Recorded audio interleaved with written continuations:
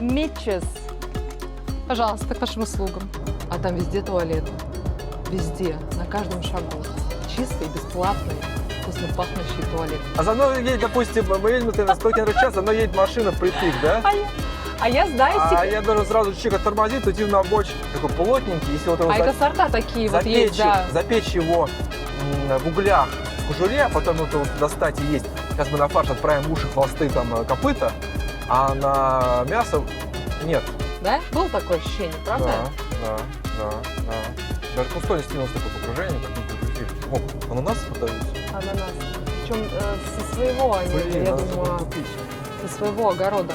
Ему там турки, не знаю, все чемоданы фигачили, что-то там ища и смотря. А ты что-то в этом понимаешь? Ну, я знаю, что это мотор качка. Кто плохо себя ведет? А? На маленьком плоту сквозь бури, дождь и грозы. Ла. Что-то там. Та-та-та-та-та-та. Ла-ла.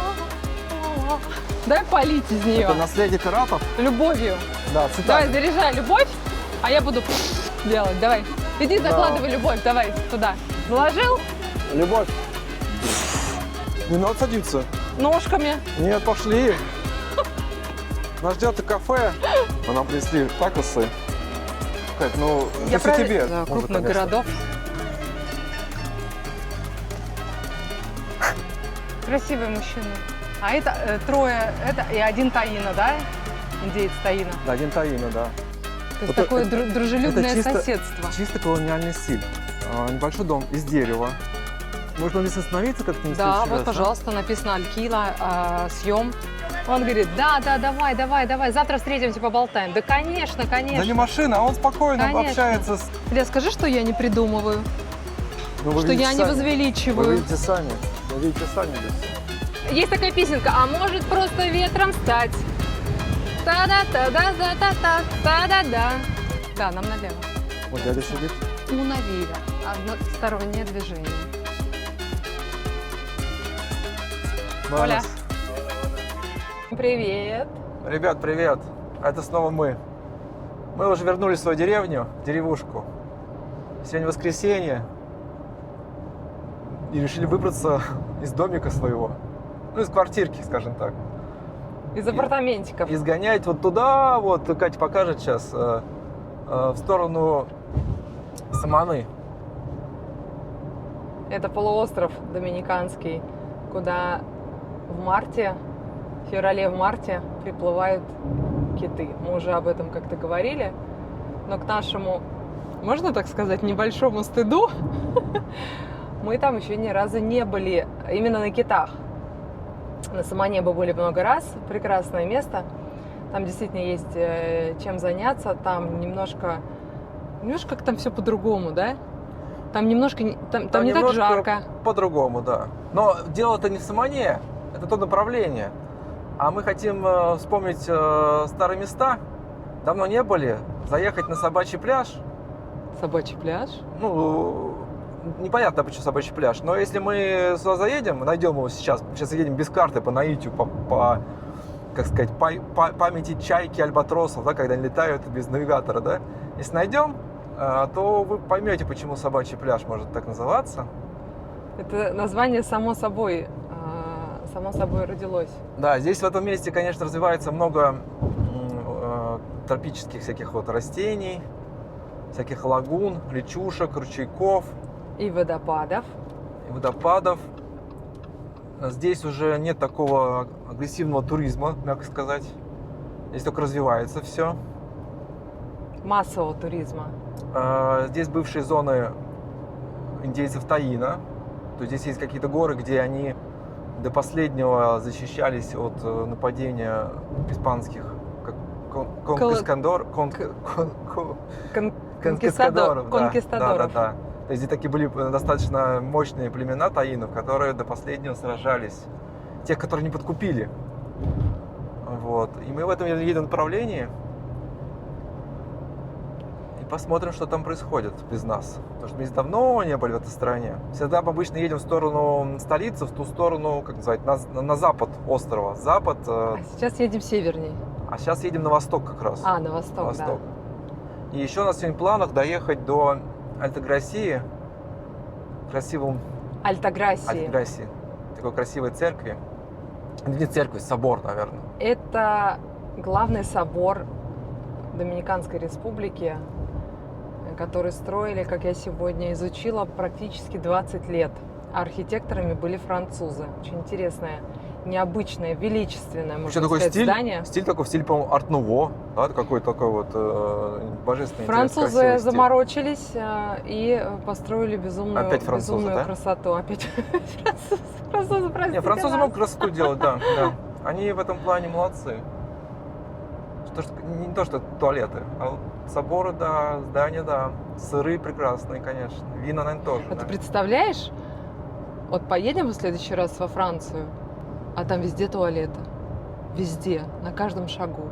Чистые, бесплатные, вкусно пахнущие туалеты. Такой, Надеюсь, может это быть, не туалеты мигрантов, которые на улице ходят, нет? я имею в виду настоящие, как они должны быть. Так, а мы будем сейчас искать этот поворотик, тропку к собачьему пляжу. Я у Ильи спросила: Илья, а в навигаторе надо что-то забить? Он говорит: нет, я помню. Я помню, там, а что ты я помню, навигатор... я помню, там какой-то указатель есть. Ну вот едем. Но вообще так, наверное, интересно, да, иногда ехать, не имея, не то что не имея, а вот как вообще раньше люди ездили? Когда появились навигаторы? Какой это был год? Ой, навигатор появился давно. 2010? Кто помнит Гармины? Помните, Да. водители? Привет водителям, кто помнит Гармины. 2010 был год? Но они, может, чуть-чуть раньше появились, но были тормозные нет, чуть-чуть. 2008 или 2009? Мы с тобой купили Гармин на горбушке, Да. с тобой специально поехали. Да, я помню, как мы выезжали, Не крутые было с ним. такого сервиса по доставке электроники, Да, мы покупали на онлайн-магазинов. горбушке. Да, на горбушке вы попали. А я к чему это говорю? Вот как раньше люди ездили? Ведь даже мир водителей, да, вот был совершенно другой. Они прекрасно знали, ну, вот интуитивно, да, и практически там, где они водят машину. Да, не, да, туда так, То есть они знали. такой-то район, И такое-то знаете, место. кстати, я помню такой момент. Поворот какой красивый. Мы попали в пробку, и, естественно, водитель ехал по навигатору, а потом говорит: да черт с этим навигатором, я сейчас вас провезу и покажу вам свое мастерство. И он повез нас, и вы знаете, это было просто вот какой-то возврат в какое-то прошлое.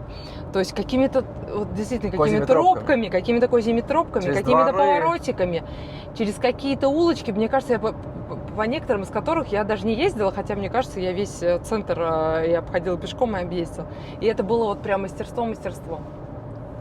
А еще такая была, кто помнит, ребята, помнит такую историю, когда таксисты, они считали, что Яндекс специально загоняет все машины в одно место, из-за этого пробки. Поэтому, чтобы избежать пробок, надо действовать не как Яндекс дает, а по особенному пути. А на самом деле как Но это? всякий раз этот особенный путь иногда оказывался даже сложнее, дольше, чем не особенный. Вот, какая-то кафетерия, да, красивая. Кафетерия. А мы, кстати, никогда с тобой в таких местах не останавливались. Плая. Я вот, кстати, люблю. Вот вы любите, знаете как? Вот едешь, но здесь, конечно, идет конфликт интересов, потому что Илья всегда ведет машину, а я всегда хочу где-то остановиться. И мне надо вот прямо сейчас остановиться. То есть неважно, можно, нельзя. Я говорю: Илья, ну все, давай вот. А за мной едет, допустим, мы едем на 100 км в час, за мной едет машина впритык, да? А я знаю А секрет. я должен сразу чуть тормозить, уйти на обочину. Это не очень А я безопасно. знаю секрет, что если надо где-то остановиться, то лучше остановиться раньше, потому что потом уже ты уже не остановишься. И так же с парковками. И вот поэтому давай сегодня где-нибудь остановимся и попьем кофе в каком-нибудь месте, в котором мы вот, ну вот просто вот так вот нам понравилось, вот, не знаю, там какие-то цветы или что-то, да, какое-то здание симпатичное, и мы остановились и попили кофе. Если бы, кстати, чаек даже взял, в всякий случай, если мы не найдем такое место. Да, вот мы... Но мы запасливые, мы и воду взяли, чаек взяли. Я взял с собой принадлежности для пляжа. Это шорты, майка, шлепки. Проще сказать, что ты не взял, или? Взял. Кепку не взял, для да? собора, потому что нельзя в шортах в собор, понимаете? Кепку не взял, но и зонты есть, понимаете? В общем, мы экипированы. Почти. Экипированы. Дорога продолжается. Где будет та заветная вывеска или указатель, я, честно говоря, понятия не имею. Вот. А Илья очень уверен. Ребят, ты дайте свои комментарии, пожалуйста. Вот мы сколько, уже 6 роликов выпустили больших. Нас пока, конечно, смотрит не очень много человек, не очень много. Но вот из того, что вы, может быть, кто-то уже смотрел, что вам больше интересно смотреть? Вот какие тут у вас пожелания есть?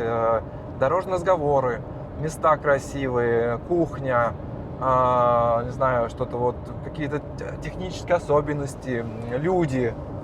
Что вот интересно вам больше захватывает? Да, Дайте свой комментарий. черканите пару Дайте свой строчек. комментарий. Илья, ну раз уж ты сказал тему наших задушевных разговоров, они действительно у нас бывают очень... Не душно, душевно. Скажи, пожалуйста, один человек меня спросил, всего ли нам достаточно в Доминикане? Можешь дать свой комментарий, как ты видишь этот вопрос? И как ты думаешь, о чем человек действительно спрашивал? Мне кажется, вот в целом, пока просто скажу, какая дорога красивая, да? Вот, кто помнит мультфильм «По дороге с облаками», дайте свой лайк, пожалуйста, по этому поводу. Здесь два критерия. Первое. Восприятие Доминиканы как пляжной страны с домиками из дерева, кокосов и скучающих туристов, которые устали смотреть на океан, да? И такое восприятие. Угу. И могу его развеять. Нет, здесь есть все. Пожалуйста. Все, что есть в цивилизованных странах, здесь все есть. Пожалуйста, хоть Ламборджини, Феррари, там, что вы хотите, там, телевизоры там трехметровые, что вам нужно для такого удовольствия, да? А как ты думаешь, человек вот современный, задавая такой вопрос, ну, человек, который... я сейчас скажу, да. Что он... Вот все-таки, что он действительно имел в виду, я хочу хватает вот это вот... По базе, по техническим, там, по автомобилям, по технике, по продуктам питания, по климату. Ну, климат вопрос. Не всем подходит тепло. Ладно, здесь согласен. Есть все, что нужно. Вот я не встречал какой-то вещи, которой, допустим, не хватало бы. Здесь есть все. А если плюс еще не здесь нету бюрократии, связанной с многими странами большими. А такой, когда от вам относится как вот одному из миллионов, да? Когда человек относится к одному из миллионов и говорят всем в очередь, вы как все стоите в стойле, ждите там, для всех миллионов вы для государства одинаковы, здесь все-таки есть еще критерий, что есть личностного подхода, да? Вот. А по поводу второй части вопроса, что может не хватать человеку, допустим, в такой стране, как Доминикана? Скорее всего, те привычки, которые сформировались в своей стране долгого проживания. А что ты имеешь в виду? Окружение, это какие-то, может быть, если вот... наработки, личные контакты, какие-то достижения, какие-то заслуги, возможно, да, они там. И человек, когда приезжает в другую страну, заслуги, достижения, связи, какие-то память, какие-то там вещи, они остаются в стране, откуда он уехал. И на новом месте он как будто для людей кажется незнаком, про него никто не знает. Заслуги, медали, ордена, там, залы славы, почести, они как бы остаются там. Угу. И вот, возможно, про это человек имел в виду, что вот эти вот какие-то наработки, вот там Марья Ивановна, мы вас знаем, благодарим, вот это вот осталось там. А здесь она как бы Марья Ивановна просто мне кажется, что на чистом листе. Вопрос был больше про, знаете, про что? Про ту скорость получения всего того, что люди привыкли сейчас в больших городах, в современных мегаполисах получать.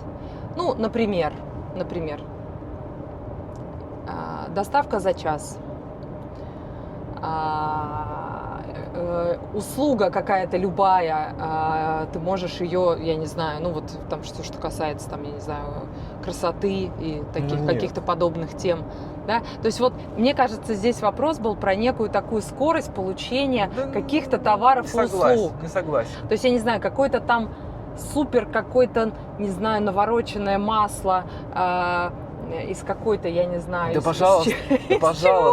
пожалуйста, США там пул, все лучшие товары мира по лучшим ценам там есть, и, пожалуйста, вам доставят сюда все что угодно.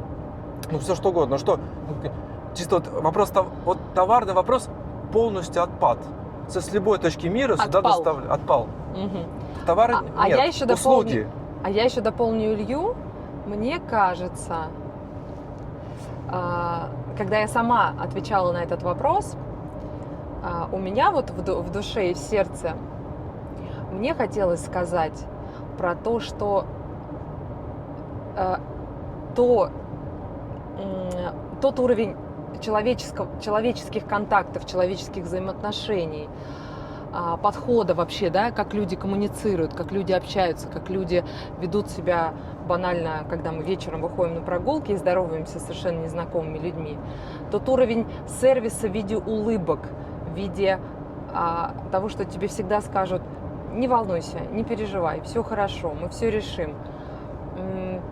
И вот этот вот бесконечно теплый вайб страны. То есть тебе не скажут: милочка моя, чего захотели-то, милочка моя, ничего, что за запрос такие? Да, вы забыли, где вы находитесь? Такого не будет, да? И мне кажется, что вот этот вопрос, вот этого вайба теплого страны, вот этого невероятно теплого отношения людей друг к другу, и в том числе и людей незнакомых, и искреннее желание людей помогать друг другу, а у нас такие ситуации с тобой были, да? Вот это все намного важнее, чем какое-то, я не знаю, масло, которое ты не можешь там, я не знаю, купить где-то, Нет. да, или заказать. Давайте так. Или какой-то вот этой вот Все, что можно купить, фигни, по сути, вы которая купите. ну, не так важна. Да. Я говорю, кто говорит про недостачу чего-либо, допустим, в таком месте, как здесь, может быть, в другом тоже.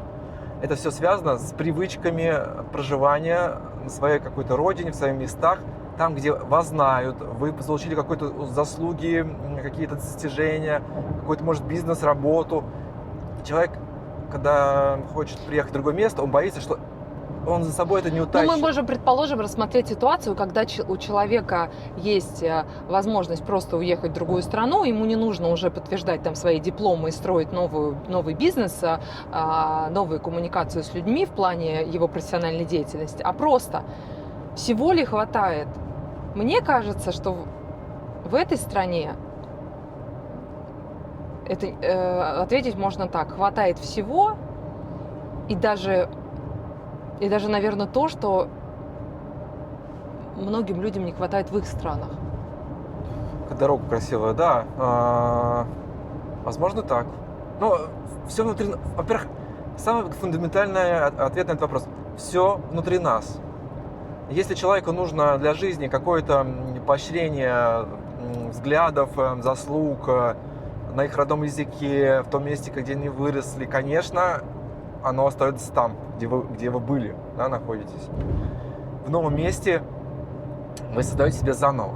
Но все эти вещи, которые люди привыкли, технические, бытовые, коммуникационные, все это есть все равно. Просто, конечно, требует работы. И вообще нас мозг, почему некоторым людям даже сложно переехать? Мозг привыкает жить по каким-то рельсам. Он не хочет ничего менять. Это энергия дополнительная на изменения. То есть ты говорил на русском языке, на каком-то другом языке, если надо в другой язык переключаться. Какие-то, не знаю, там, документы оформляются иначе. Там какие-то товары по-другому. Отделы, там, не знаю, с молочкой другой. И мозгу, ой, как сложно, ой, надо думать. Ой, а где кефирчик-то достать? Ой, какой положить-то? Ой. А кефирчик-то только 1%. 1%. Нет, здесь есть местные кефиры многопроцентные. Да, кстати, у нас появился местный кефир. А, кстати, кефир, вот к вопросу о кефире, это же не... Я все время думала, что это вот чисто продукт, ну, советский, вот такой вот наш. Нет, российский. Советский. А на самом деле-то там какие-то другие корни, да? Польский, по-моему, если не ошибаюсь. Какие-то там европейские корни, да, такие вот. То есть это сейчас не... мы здесь спускаемся, да, надеюсь, не в нашей стране, не в наших много продуктов, советских странах это было которые, да, они, вот как колбаса, да, вот докторская какая-то вареная, да, думаю, что это такой чисто советский продукт. А нет, смотришь на итальянские колбасы с такими жириками. Стырили. Нет, заимствовали. Рецептуру. Понимаешь, что где-то она была скопирована, возможно. Даже вот картошку, да, в Россию с боем Петр Первый привез, да, и она была, как бы, какое-то время люди отторгали ее, не знали, что с ней делать, заставляли сажать, выращивать, поэтому... А, кстати, ситуация с обычной картошкой напоминает мне ситуацию с батошкой. Батошку это батат. Потому что когда мы приехали в Доминикану, мне почему-то не хотелось готовить картошку. Я начала запекать батат. И Илья категорически отказывался. Он говорит: опять ты мне приготовил этот сладкий батат. Ну, ты понимаешь, он сладкий. Ну вот не то. Вот, ну, картошечки бы вот сейчас такой вот варененькой или пожарить, да? И в итоге теперь Илья перестал есть картошку. Ест.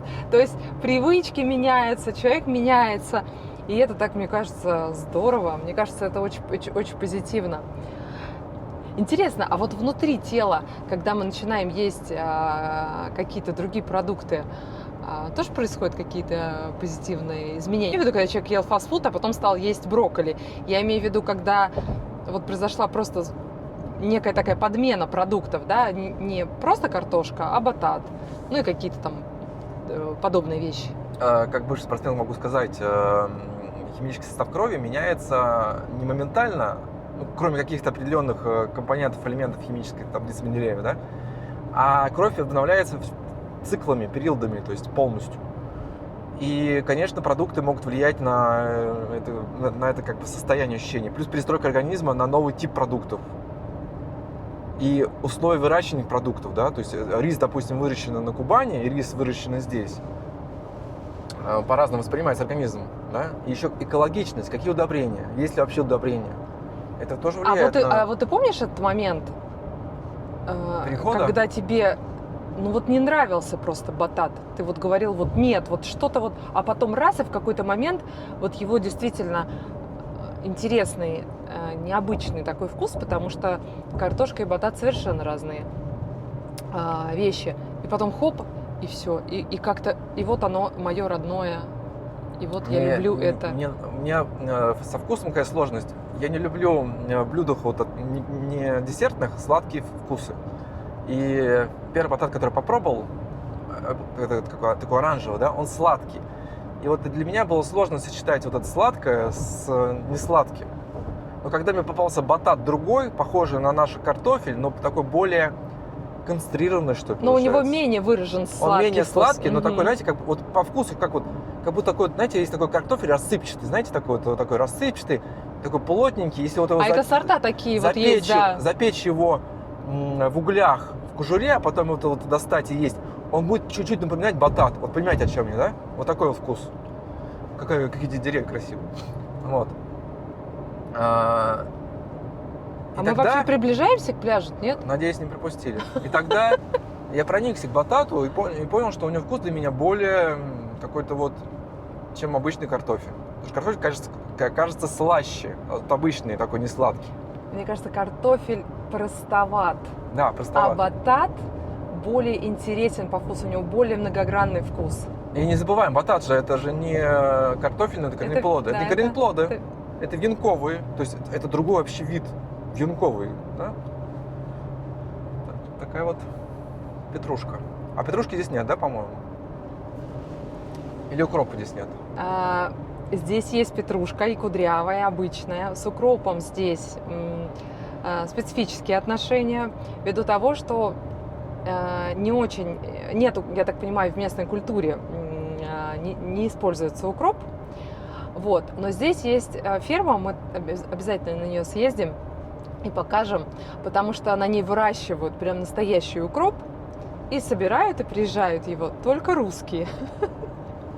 Да? Ну, смотри, коровки какие пасутся.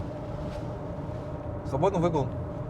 Здесь, кстати, очень много коров, очень много. Здесь на 5,5 миллионов населения 11 миллионов коров. То есть на тебя 2 коровки, на меня 2 коровки. И еще вот такие пейзажи, которые здесь зеленые и вечно растущие, вечно зеленые, да, получается? Вечно зеленые, вечно растущие. И витамин D, да, постоянно. Свободный выпас. И коровы здесь, конечно, и чистый витамин D. Они такого типа, как индийские, да, похожи такие да. Вот. Они такие любители солнца, да, то есть не такие вот в северных странах, из северных широт. И могу сказать, что невкусного мяса мы здесь не ели. Ну вот вспомни. Нет. Даже вот фарш, кто от советского времени родился, в советское время, вспомните, фарш считался таким продуктом отбросов. То есть имеется в виду, которые не вы дома делаете, а которые Ну, туда покупаете в магазине. пускали... Там косточки, жилы, какие-то вот... всегда. То есть, ну, риск купить хороший фарш был, ну, такой вот. Плохой, то есть фарш купить. А здесь фарш, он из настоящего мяса. То есть он не отличается от мяса, которое вы купите куском мяса. То есть нет такого, что сейчас мы на фарш отправим уши, хвосты, там, копыта, а на мясо нет. Фарш из мяса. Вот это вот... Да, это, и оно действительно вкусное. И на что я обратила внимание, оно не пахнет. Ну, то есть у него нету какого-то специфического. У меня почему-то была все время привычка мясо вот как-то вот его нюхать перед тем, как готовить. Это, а здесь оно не пахнет. Это древний навык определения свежести в этом плане. Так, мне кажется, мы подъезжаем, потому что я видел там поворот, этот лейбл висел, как называется, щит висел, да? Плая такой-то. Плая такая-то. Плая такая. Она женщина. Плая лимон. По-моему, Плая лимон это по-нашему, по семейному, это собачий пляж, по-моему, да, называется? Плая лимон, мне кажется, это уже дальше где-то. Ну, мне кажется, Плая лимон и есть собачий пляж. Здесь очень популярный мотоциклистный транспорт, мото. Практически, наверное, здесь это основной транспорт для местного населения. Да? Потому что дешевле и... Дешевле, удобнее, климат, солнце, воздух, да, то есть никакого льда. Единственное, они здесь, конечно, не пользуются шлемами. Но при этом же, при защитой. всем, несмотря на то, что мы все-таки держим позитив, но об этом стоит сказать, Доминикана занимает, по-моему, в топ-3 или топ-5 лидирующих позиций по авариям, связанным с мототранспортом. Вот. Потому что большое количество мотоциклистов. Да. И на мотоциклах может быть 2-3 человека. Детей им привозят мотоциклы. Но хочу им отметить, они умеют ими обращаться. Они с детства на них гоняют. И они на них такие вещи вытворяют, что бледному человеку, мягко сказать, не снилось. Пошли такие гористые холмики. Около нашего дома Равнина. равнина практически. Причем, если копнете землю, докопаетесь буквально сразу до плотного такого песка прессованного. Это бывшее дно океана. А есть, видите, уже такие горы, такие нарывы, можно сказать нарывы, нет? Нарывы, ну, учитывая, что когда нарыв, то он действительно немножко... Он пучится, да? Да. Видите, такая, гора такая. И помимо равнин, океанов, морей, океана и моря, да, есть горы. Какую-то гору мы с тобой здесь забирались, небольшую, да? Да. Пешком. Причем, да, это надо будет обязательно повторить и все подснять, потому что все, кто приезжают на эту смотровую площадку, это очень известная смотровая площадка с большими качелями, и там создается такой эффект, как будто, когда вас на качели снимают, как будто вы парите прямо над... и под вами нету земли, такой эффект, ну, обманка такая. И когда мы поднимались, ну, так как мы вообще, в принципе, много ходим, мы пошли пешком. И даже помнишь, как нас мужчина по дороге угощал каким-то фруктом? Ага. Потому что он как-то, наверное, проникся к тому, что мы такой молодцы, путь проделали, пешком. да. А вы знаете, да, что вот, мы же вот все СНГ, ну, как бы русскоговорящие, вот, там, казахи, украинцы, белорусы, все. Мы же ходим ногами. Мы не привыкли попки возить на машинках, руками. На колесиках, да, на автомобильчиках, да. Если можно зайти ногами, пойдем пешком. Ну так вот, и мы поднимались, и это действительно было непросто. Горки. Но это было настолько. Мы видели, как парят орлы, мы слышали вот эти все звуки, и это было такое погружение. То есть вот мы как бы, подходя к этому месту, мы полностью в него погрузились. Не просто вот ты когда ты трясешься на автобусике, да, на какой-то машинке, тебя хоп-хоп-хоп довезли, ты вышел. А мне кажется, мы кайфанули намного больше, чем те люди, которые ехали. Потому что вот так вот каждый поворот, и вот он приближает тебя к этому месту. И когда ты поднимаешься, ты как бы такой, тебя как будто это место благословило. Да? Было такое ощущение, правда? Да. Даже Кусто не снилось такое погружение, как мы погрузились. Здесь такие вот есть палаточки, как-нибудь поснимет. Ты можешь купить, местно делают сырок из божественного молока. Кокосы, пожалуйста, да? Какие-то свои печеньки пекут. Да. Есть какой-то такой у них свой стиль доминиканский. Еще видите, здесь по дороге, если вы, такая красочная справка, разметка здесь желтого цвета, как в Америке. И знаки тоже на таком желто-оранжевом цвете, тоже такой американский стиль. Волна сплошная. Тоже скажу автолюбителям, здесь она как бы не такая строгая, что ли, как в моей родине, скажем так. Там вы только колесом пересечете, у вас сразу все, стоило, лишение прав, все остальное. Здесь она считается как бы, да, на встречку выезжать нельзя, нарушать нельзя, но если вы что-то объедете, если это какая-то ситуация, когда там, не знаю, машина встала, медленно едет, здесь нормально это является, как бы, здесь никто не будет вас... дрючить. Да. Ну, так скажут, не надо так делать. Да. Не То есть здесь надо. отношение к правилам дорожного движения, да, есть нарушители, конечно, но в основном оно разумное. То есть вот такое вот. Вот такая деревушечка какая-то, да, такая получается. А то скажете, мы вам какие-то районы Пиантини, там какие-то столичные вайбы показываем. Вот она, жизнь-то, вот она. Вот вам и деревушки, понимаете? Вот она.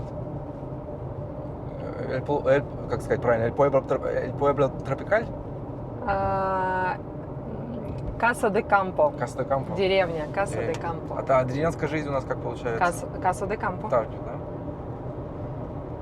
Возможно, мы, конечно, пляж проехали. Но... Ты серьезно? Что-то мы как-то едем, но мы же обязательно куда-то выйдем. У меня навигатор пока стоит цель Альтаграсия, и он ведет туда активно. Вот. Возможно, мы откроем для себя новую дорожку. Хотелось бы. А вообще иногда нравится просто вот ехать. У нас как-то нас так приучила современная жизнь, вот ты 100% со мной согласишься, всегда иметь какую-то цель, да? А вот иногда хочется, ну вот едешь ты куда-то, а вот иногда просто хочется сесть в машину и просто поехать, и просто смотреть. Да, какая? И просто... Парадор. И просто смотреть, что... О, киоск. Смотреть, что куда глаза глядят, да? Куда глаза глядят. И просто ехать и понимать, я хочу вот здесь остановиться, я хочу здесь остановиться. Не иметь какого-то конкретного маршрута и выйти там, где ты хочешь выйти, и погулять, побродить, поболтать. Лагуна и в этом есть даже Редонда. Редонда. Поедем на лагуну Редонду? Будем посмотреть. Да, когда вот тебя дорога тащит и тащит, она же красиво, такой спуск, как в американских горках. Так, эхо, да, так спускаемся, да. Вот. И поскудничаешь, да, привыкаешь, там, стол, компьютер, стол. Иногда куда-то, может быть, нет сил в выходные куда-то выбраться, да, там, поехать куда-то. А когда выезжаешь, ты потом думаешь, говоришь, блин, ананасы продаются. Ананасы. Причем со своего, я думаю, купить. Со своего огорода. Прикупить. А когда выезжаешь, говоришь, что ж не ездишь ты? Что ж ты потратил день-то там, да, залип где-то там, застрял.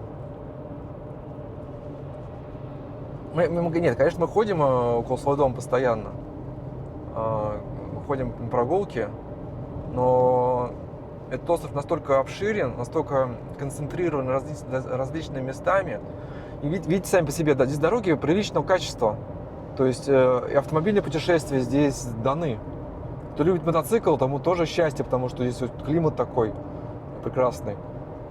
Много мест мы еще не посещали вообще никогда, еще пока не успели, да, это вот лагуны, горы, Пик Дуарте, И ни в одном водопаде не покупались еще. озера, пресные реки, озера, и даже крокодильчики есть в каком-то месте, ближе к Гаити.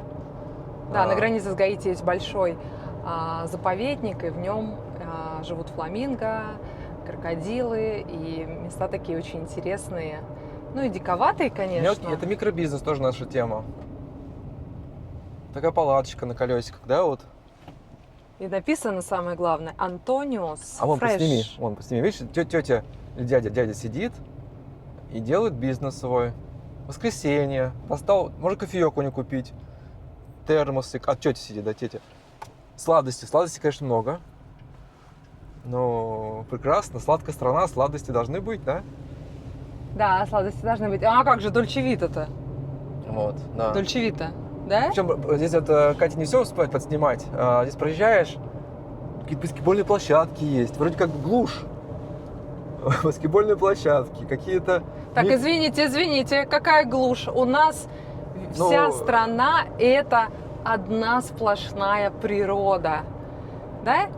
Поэтому извините, пожалуйста, извините, Селевич. Извиняюсь. Пардон. То есть какие-то места такие, хоп, какой-то маленький банк. Вот такой вот, размером, не знаю, с Да, домик да. дядюшки тыквы. Какие-то бизнесы, микробизнесы. Вот, кстати, по поводу микробизнесов. Да, здесь, конечно, как объяснить-то, нет таких бизнесов в масштабе каких-то супер, Амазон, подобных вещах. Но микробизнес какой-то там, кофеечки, кафетерии, какие-то хлебушки, какие-то сладости, какие-то там булочки, кофе. Фермочки всякие. Кофе свой, да, который они выращивают, продают, это присутствует. И открытие бизнеса здесь очень простое. То есть регистрируется какой-то там ИП, какой-то это очень быстро. И вы начинаете делать это все. То есть для таких вот ремесленников, которые любят что-то руками делать, какие-то печь, запекать, что-то такое вот, какие-то вкусы. Я, допустим, знаю, что в пространстве СНГ есть очень крутые специалисты по приготовлению кофе, да, кофейни, да, по обжарке кофе. Здесь эта тема как бы, здесь таких людей не хватает, да. Здесь есть крутые кофейни, но их все равно меньше, чем в СНГ, да, пространстве. Меньше намного, конечно, но и нет, может быть, такого запроса, все-таки такой запрос на определенный кофе, на определенную обжарку, на определенные сорта кофе, это все-таки больше у европейцев. А местные, их вполне устраивает, они пьют простой доминиканский кофе, ну как простой. Вот пример. Недавно я советовала одной семейной паре, они жили в Доминикане, готовясь к переезду в Канаду. И я спросила, что у вас? Она говорит, в Канаде просто отвратительный мерзкий кофе. Она говорит, причем абсолютно весь. Американская Я история. говорю, слушай, подожди. Я говорю, ну а как это? Я говорю, у вас же, наверное, такой ассортимент большой. Она говорит, нет. Она говорит, и вот тот кофе, который пьют в основном доминиканцы, он так, который здесь везде, в каждом магазине продается. Она говорит, это считается у нас самый лучший кофе по вкусу. Да, по вкусу, по аромату. И получается, что я посоветовала ей там еще пару-тройку кофе, который нравится нам с тобой. Да, да. И получается, что в Канаде нету кофе. Я-то думала, там есть и лаватца, да, итальянский, и Местный фермер. любые другие какие-то сорта кофе, которые могут продаваться, а на самом деле нет. В Америке еще проблема с... Как ты думаешь, у него ботай? У него какие-то баташка? круглые такие, мне кажется, могут быть кокосы даже. Кокосы? Да. Вот плюс Доминиканы, что здесь все-таки не как в Америке культура кофе, она пошире. Можно было, конечно, у него так открыть окошечко и спросить, что он везет, но это не совсем безопасно. В Америке, да, и здесь в Доминикане все-таки кофе относится получше, чем в США. И вот ну и самое интересное, я не рассказала, что в итоге приезд этой пары сюда и отдых здесь в Доминикане, везут они с собой пустые чемоданы, чтобы потом набить эти чемоданы кофе здесь. Да. Потом их обыскивают. Да, потому что почему-то сложилось, не будем слово называть, чтобы YouTube не блокировал, почему-то у всех таможенников, вот сколько вот люди привозят кофе, ну, вот из Колумбии. Их обыскивают каждый раз, она Почему-то у говорит. них ассоциация, что кофе маскирует какие-то нехорошие вещества. Запрещенку, вот такая, короче. Да. Ага. Вот такая штука. И когда мой папа вез кофе, через Турцию он и летел, ему там турки, не знаю, все чемоданы расфигачили, что-то там ища и смотря. Ну просто, кофейная страна, почему им привезти-то? Он прям... Ну, а такая же ситуация, вспомни, пожалуйста, мы везли, по-моему, 5 бутылок вина. Ну, вино нет. И меня спросил Это количество. сотрудник таможни, сколько? Я говорю, 5 или 6. Я говорю, вы знаете, я даже не помню. Так, типа, зачем вам так много вина? Что, вино не продается у нас? А почему я не помню, почему мы столько вина везли? Я помню. Потому что мы, по-моему, летели с Майорки. Буржуи, Как да? правильно? Из Майорки или с Майорки. Буржуи какие-то, На да? Майорке есть большое количество виноделин, которые... Вообще майорское вино практически не продается нигде. Немножко они отправляют на материк, саму Испанию, но, как нам рассказывала девушка, которая как-то удивительным образом, помнишь, нам попалась русская на экскурсии по одной из виноделин, и она сказала, что майорское вино... русское это и есть русскоговорящее, нет? Ну, имеется в виду, что... И она нам не из сказала, России, что по-моему. вы не купите просто майорское вино нигде. И поэтому мы везли с собой, по-моему, оттуда. Но есть такая штука, на островах производство продукции часто остается на островах. Но смысл был в том, что почему-то у сотрудников таможни было очень много вопросов про наше вино. Я бы хотел разделить. Кофе это часто действительно, может быть, маскирует какие-то нехорошие вещества. А по поводу количества алкоголя, вина, это у них есть прескурант, какое количество возможно, можно или нельзя. Боже мой, неужели до сих пор в наши современные времена запрещенку перевозят, маскируя под кофе? Так примитивно? Я не знаю. Или иногда так срабатывает? У них видно такой сигнал, что нафига нам столько кофе. Понимаешь? Они думают, а вот как объяснить человеку, там, папа, сколько нам пачек? Потому что пачек 20 там вез кофе? Сколько он там? Я думаю, что немного. Но вот она говорит, у меня думает, практически целый чемодан был кофе. Наверное, пачек... Пенсионер. Ты про нашу папу пенсионер. говоришь. Минимум одежды, потому что он минималист в этом плане, да? А кофе занимает 8% багажа. Нафиг одежда нужна, когда такой кофе можно везти? 80% багажа. А что такое? Что как-то странно. Пожилой человек, пенсионер. Может, его используют как каким-то курьером каким-то? Да. Что это он? Курьером Откуда летит? И кофе везет? Странно. Понимаешь? Вот такие вот стереотипные мышления, да, у сотрудников работают. Слушай, а я помню, мы здесь ездили. Да? Было что-то такое, да. Но мы что-то, по-моему, не туда Тогда куда едем. ехать, если говоришь, куда? Направо, налево? Не, мы просто проезжали, мне кажется, это место, но мне кажется, Собачий пляж мы давным-давно проехали. Называется вот так вот. Язык нас завел далеко. Человек не может делать несколько дел одновременно. Либо он вещает на камеру, либо он смотрит за знаками, куда надо поворачивать. Но, значит, нас ждет какое-то за другое нами место. тоже какой-то турист едет, потому что мы не спешим, и он за нами не спешит. И видите... Там же он тоже снимает. Не покажешь, да? Аквариум, то есть машина тонированная, прозрачная, значит, это какие-то, возможно, европейцы. Или машина в аренде. Вот такой лайфхак. Кстати, по поводу тонировки автолюбителей. Здесь разрешена полностью тонировка. Хоть лабаш затонируйте, хоть у вас вообще не будет видно. Здесь это правило, здесь закон наоборот работает. Здесь отменили этот запрет лет 10 назад. И, пожалуйста, хоть черно на черном, пожалуйста. То есть, да, в такой стране... Как душа ваша хочет, так и сделают. В такой стране без тонировки, конечно, сложновато. Я не сторонник, чтобы лабаш тонировать, потому что все-таки это лабаш, не... Вот, видите, Мерседес едет, я первый раз слышу такое слово. слово. Лабаш это лобовое стекло, так называется, у автолюбителей. Потому что все-таки это не очень безопасно. Вы можете выехать, вы можете выехать в темное время суток, и просто у вас видимость упала. Поэтому лобовое стекло не рекомендую, я не стал. А вот боковые стекла, почему нет? И то у меня боковые стекла, допустим. Митчес мы приехали. Митчес? Город называется Митчес. О, Мариот. Значит, мы сейчас будем искать кафе и пляжик. И покажем вам какой-нибудь нетуристический пляж. Они в Мичесе сыры делают, не помнишь? По-моему, да. Мгм. Отключаемся. Да, до связи. Я теперь поняла, как надо руки качать.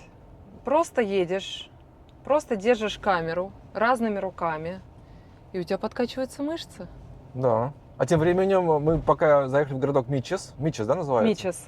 И ищем... Здесь какой-то кафе-хаус есть, да? Кофе-хаус не прямо Кофе-хаус. здесь, а 5 километров отсюда, в самом Мичесе. И мы пока не здесь очень. блуждаем, мы не знаем здесь что, как, чего, к кому обращаться, кого спрашивать, где искать. Ну, Но вот это кафе рекомендуют. а какой залив? Что это Просто такое какое-то здесь? невероятное красивое место. Какой цвет воды, божечки. У нас в Пунта-Кане пока сезон водорослей продолжается, океан пока закрыт. А вот здесь что-то очень интересное. Цвет воды какой-то феерический. Илья, я думаю, что тебе стоит где-то припарковаться, и мы пройдемся, немножко посмотрим, что здесь А это, не кафе, а есть. это отель Бриса Дель Мар? Да? Да, пожалуйста, ром подают, пиво, пожалуйста, все как в лучших домах Лондона, Парижа. Здесь ворота, но если мы быстро сгоняем, наверное, да? Идем, да? Да, идем. Сейчас возьмем вещички из машины для безопасности. Вамос. Но мы вышли посмотреть, что там за заливчик. Деревушка такая. Катя, куда пошла? Вот сюда. Вот. Надеюсь, здесь безопасно. Там как какой эти дядечка сидит, надеюсь, он... разодетые, как туристы. Вот, пожалуйста. Все чинно. Кафешка. Ух ты, как здорово. Ух ты, как... Илюш, несу. Минус. Оля. О, да. Ух ты, как красиво здесь. Ой, как тут душевно. Просто ехали. Приехали. Ой, Смотри, тут даже набережная какая-то прям. мини-променад какой-то есть. Илья, смотри, может туда пройти? А можешь сюда пройти, вон люди гуляют. А вон там даже выход есть на какую-то Пойдем пройдемся? мостик. Единственное, я переживаю, что машину оставил где ворота и на аварийке. Сейчас решим. А ты сказал еще про кафе, да, какое-то? Кафе дальше, до кафе надо ехать. Но мы можем туда пройти, посмотреть, что там.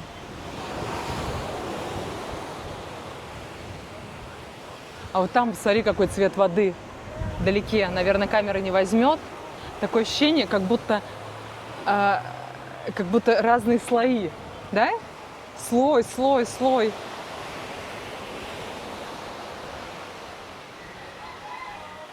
Илюшка, ты не танцуешь? Я? Не умеешь, да? Не любишь? Ну, так.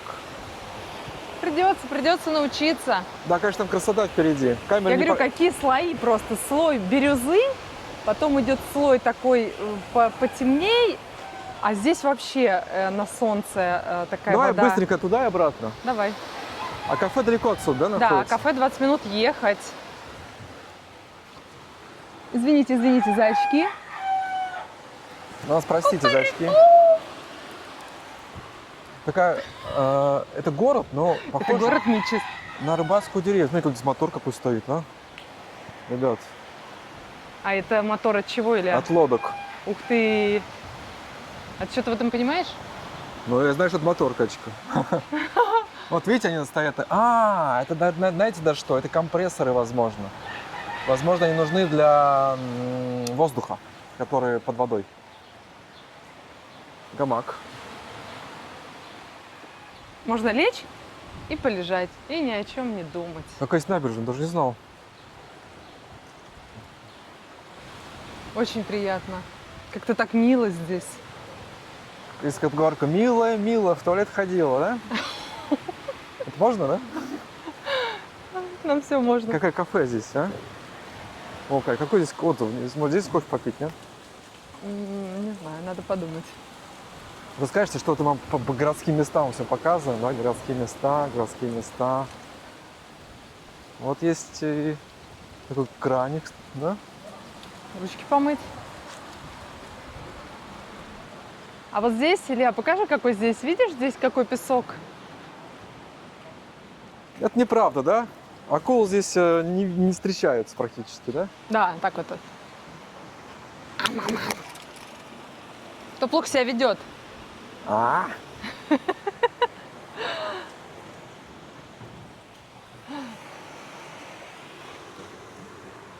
Что, ты хочешь, чтобы нас съела акула? Здесь какая вода. Здесь их нет.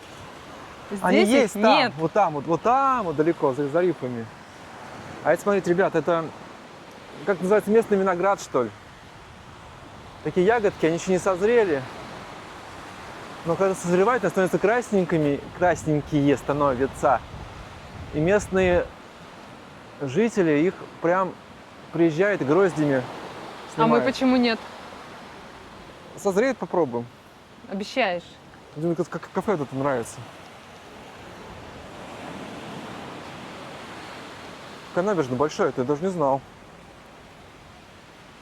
Я, конечно, машину Такой переставил. городок. Успокойся. Транкила. Там ворота.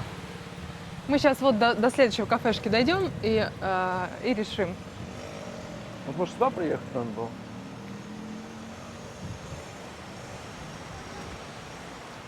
Интересное место, да? Интересно. И посмотри, какие разноцветные скамеечки. Ты какой выбираешь? Ты синенькую, а я красненькую, да?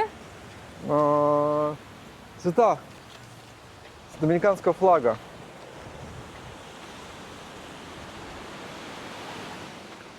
Какой Ух ты, красивый! альбатрос. Ух ты, смотри, тут целая стая! Если там рыба водится.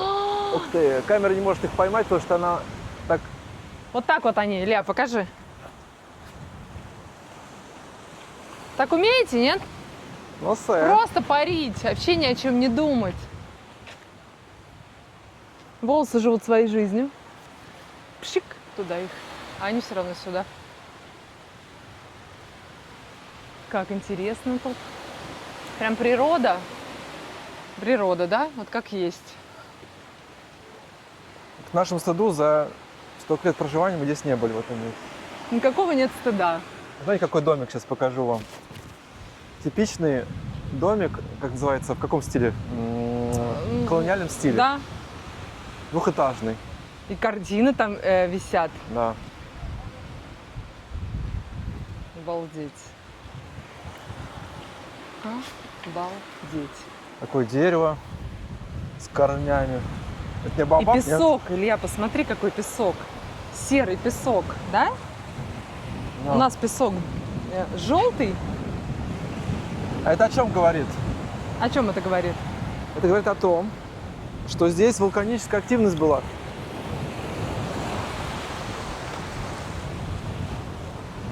Называется прийти к корням, да? Да. Ух ты! Какой цвет воды? Нетипичный. Вообще нетипичный. Нам надо вот на тот дальний мостик, который впереди. А помнишь песенку «На маленьком плоту»? Как поется песня этого? На маленьком плоту сквозь бури, дождь и грозы. Что-то там та-та-та-та-та-та. Я тихо уплыву. Да, какое Илья, зачем дерево? ты провоцируешь меня на песне?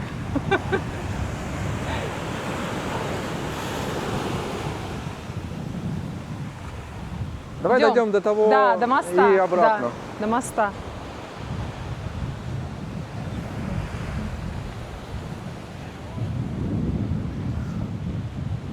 Называется, ехали собачий пляж, поехали в город.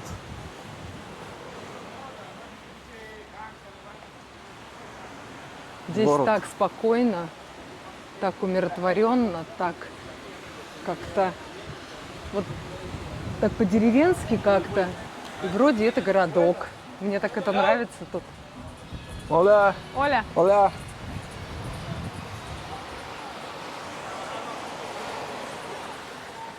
Деревья.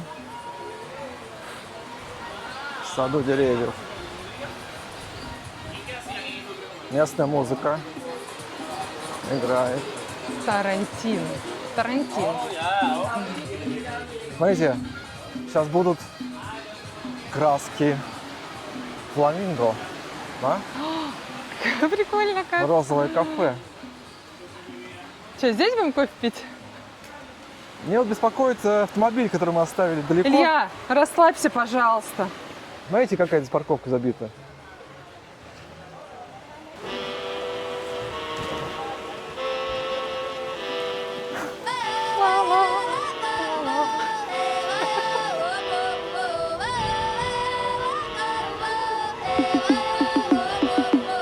Кто любит розовый так же сильно, как я?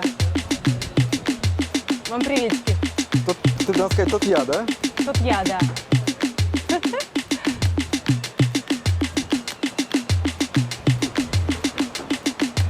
Это у нас...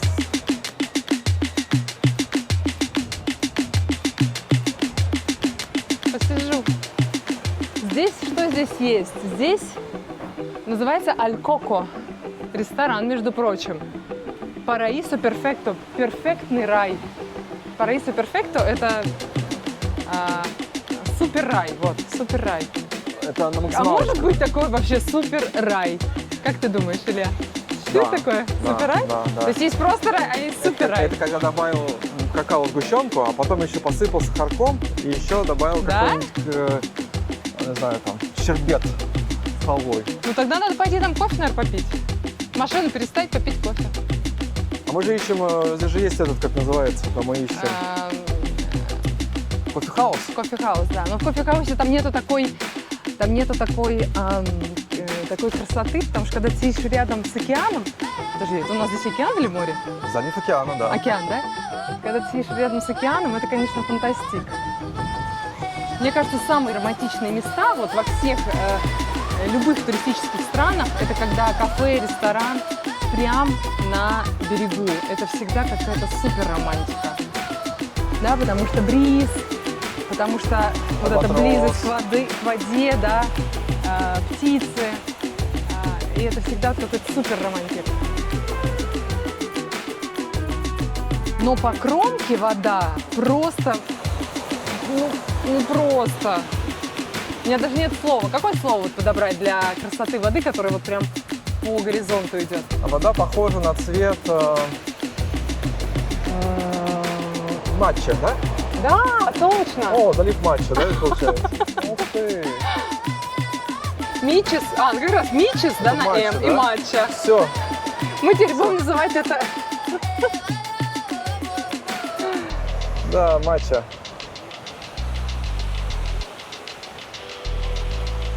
Песок здесь темный. Не будем рассказывать, как наша дочь называет матчу? Сейчас скажу, да. Вот песок немножко темный, зеленый, да? Потрясающий песок. Темно-зеленый даже. Как дочь называет матчу? Она говорит, ну что, родители, поехали матчу пить? Матчу?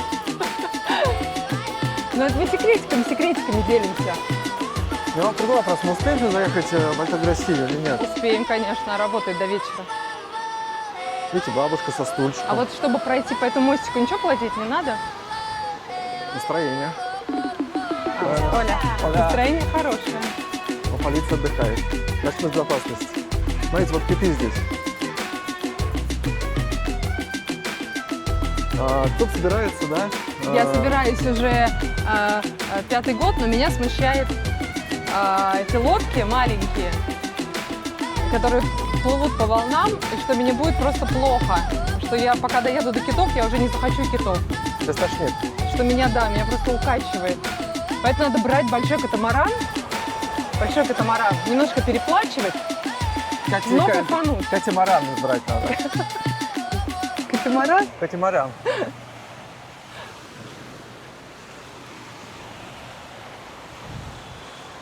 Тепло, лето. Лето круглый год. Кто-то да? похож на Кузю. Кто похож на Сунгачанка Кузю? весело живет. Кузя. А почему здесь процветают прически в стиле Кузи? Потому что воздух слегка, он не слегка, сильно влажный, солененький, и волосы начинают пушиться. А бесполезно их вообще. Ты дома их что-то там с ними сделал, потом вышел, и все, ты Кузя. Да. Бороться бесполезно, абсолютно. Ой, пушка, Илья. Смотри-ка.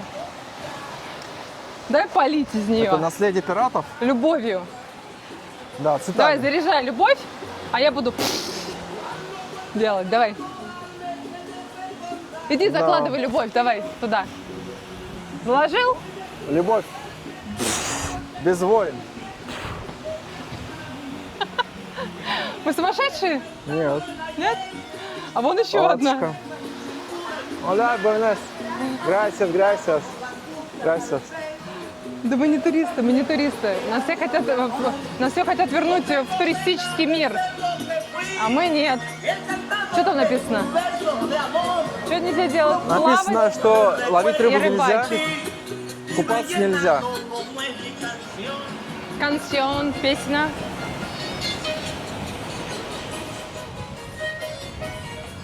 Так понимаешь, что туда идти еще можно по Да, набережной. да. И вот знаете, единственное, чего мне лично не хватает немножко в нашей Пунта-Кане, где мы живем, это вот такого, как это называется, променада.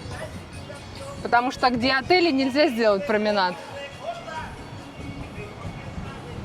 Вайб какой красивый. Иностранные словечки, да, использую? Вайб. У тебя платье под цвет помоста здесь. Да. А я, видишь, старалась. Цвет воды.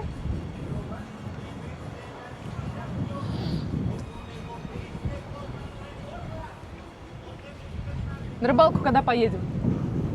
У нас есть знакомый, он владеет маленьким магазинчиком Кальмада. Ну, такая всякая всячина. Вода, там, чипсы, такой небольшой магазинчик. И у него хобби, он ходит на рыбалку практически через день, каждый день. И ловит рыбку. Да. И нас приглашал сходить с ним, возможно, взять даже лодочку и за риф сгонять. Вот мы Надо думаем, как-то осуществить это, да? когда мы это сделаем.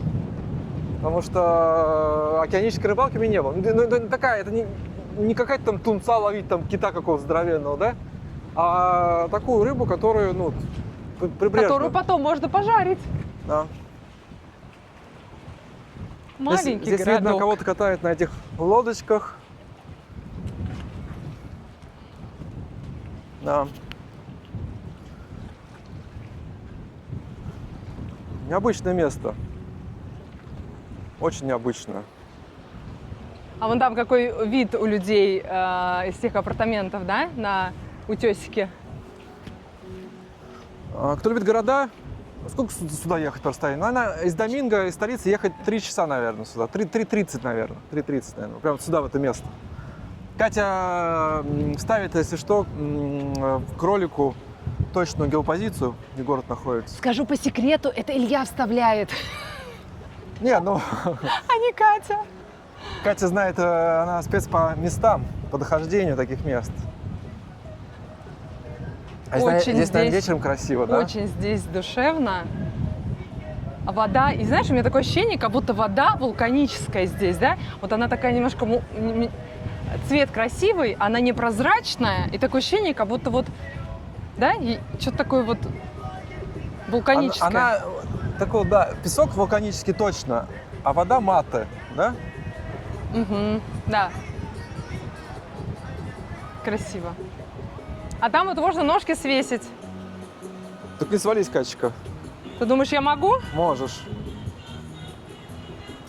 Ну, надо попробовать. Зачем так делать? Не надо. Сесть Не надо садиться. ножками. Нет, пошли. Нас ждет и кафе. Почему он всегда меня ограничивает, не знаете? Это защита.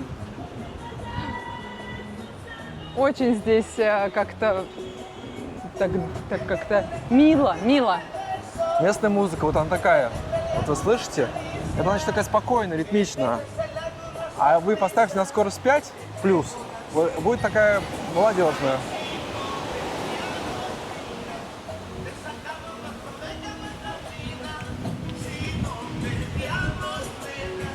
Идем к машине, да? Зонтики висят, видите? Это тоже любят доминиканцы так делать. Видите, какой дом розовый? Вот позитив, да? Песок – это часть моего мира. Понятно, здесь что-то с черепашками связано. А помнишь, мы черепашку спасли маленькую? Да, потому что песок... Да, мы, кстати, в шорты это выложим, как мы спасли Честно говоря, Черепашка я вот не такого знаю, размера. спасли мы ее или не спасли. Спасли. Потому что мы ее нашли на дорожке, по которой выходим на пляж. Как она там очутилась, непонятно. Но мы ее в итоге отнесли поближе к... У нас такие там есть мангровые заводи. И положили ее туда. И через день ее уже там не было. То есть все, она вроде куда-то там в своей какой-то экосистеме, наверное, вернулась. Ну, Но она вот такая. Мы спросили у искусственного интеллекта, куда их можно все-таки отнести, потому что не хотелось класть такие заросли, знаете, мангры такие дремучие, там прям газы вот эти вот сероводородные. Да-да-да. И он сказал, что... Катя, возьми камеру, я шнурочек завяжу себя, что...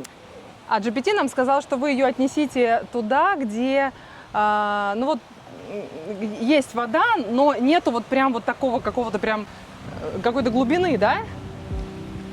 Да. Нет глубины. Нет глубины. Какие-то граффити красивые.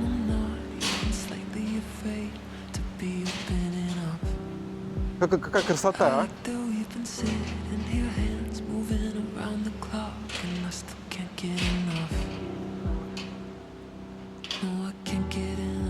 Красота же. Красивая доминиканская женщина. Все как надо, да? Платьишко, бигудишки, платочек. Может, она что-то готовить пойдет сейчас. И закат. А где ты ходишь? И Смотри. закат.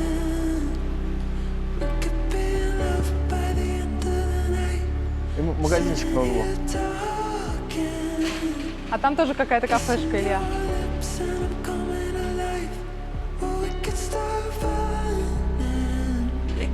Как у тебя впечатление? Цветок растет, смотри, с любовью.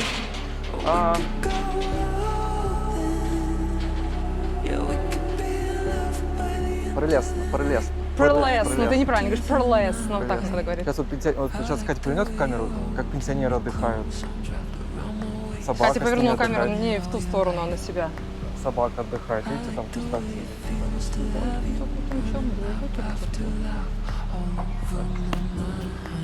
Люди здороваются, идут. Сжимают руку к сердцу. Знаете, как сейчас прошел человек, поздоровался? Илья, как сейчас человек прошел, поздоровался? Вот так. Мы так же делаем, кстати. Вот как это можно не любить? Вот скажите, пожалуйста. Как можно обыграть? Милые люди, как это можно не любить? Как называются эти кирпичи из пеноблока? Как можно пеноблоки обыграть? Они же серые, некрасивые. Они сделали расцветочку розовую, синюю. Возвращаемся к кафе, которое называется Супер Рай. Супер Рай. Кто-то уже поел. Я не ел. Ну, пока Ты не не хочу. ел? Я пока не хочу. Параисо перфекто.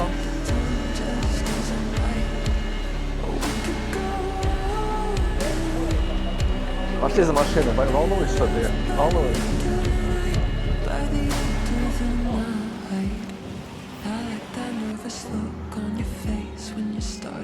Ищем кафе в этом прекрасном городишке. Нам мне понравился домик один. Хотя посниму его. Такой стиль. Он, конечно, требует ремонта, но стиль потрясающий. Какой-то такой вот... Просто великолепно. Катя читает отзывы. Здесь ресторан 4-5 оценка. А отзывов много отзывов? Есть отзывы. Кофе есть? Ну, кофе, наверное, есть. Давай, Тима, давай машину заберем и сюда приедем, да? Мне почему-то нравится, как здесь они сделали, необычно. Домик.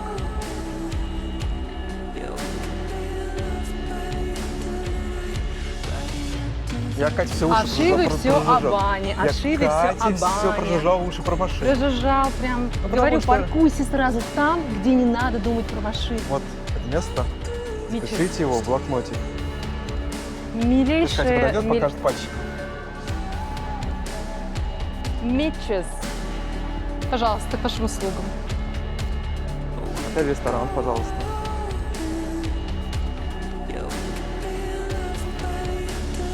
Как-то здесь вот какой-то свой вайб. Да, я даже не Вот не какой-то ожидал. свой вайб здесь Вот есть. он чем-то похож на какой-то город, где-то вот что-то встречал такое. Какой-то вот, знаешь, Он похож немножко на Пуэрто-Плату.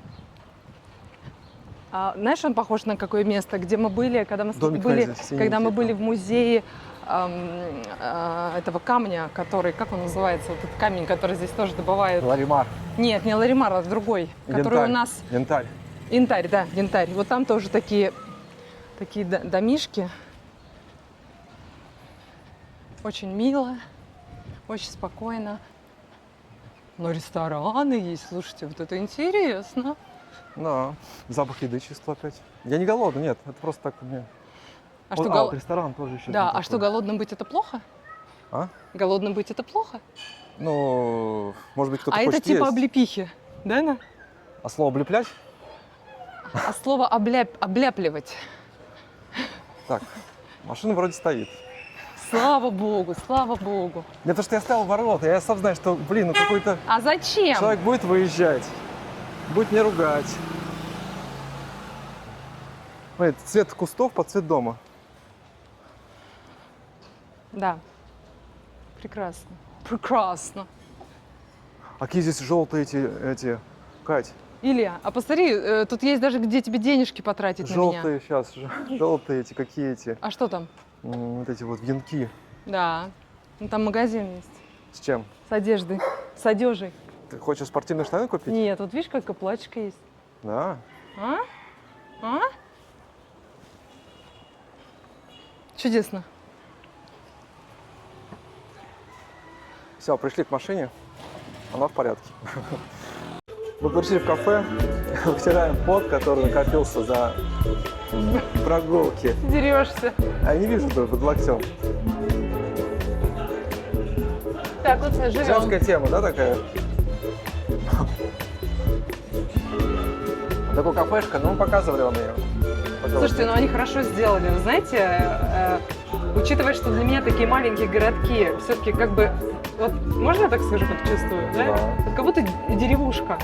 Здесь деревушка Но, рыбацкая. но такую кафешку сделали, вот просто молодцы. Взяли, просто стену покрасили, засыпали камушками, посадили здесь эти кактусы, поставили хорошие столы и сверху сделали красивые светильники. И все, и такое ощущение, что прям такая, прям Европа, да? Да ну Европу. Ну ее. Нет, ну, я не против Европы, но вот надо ценить, как его... Сделали, знаете, сделали как?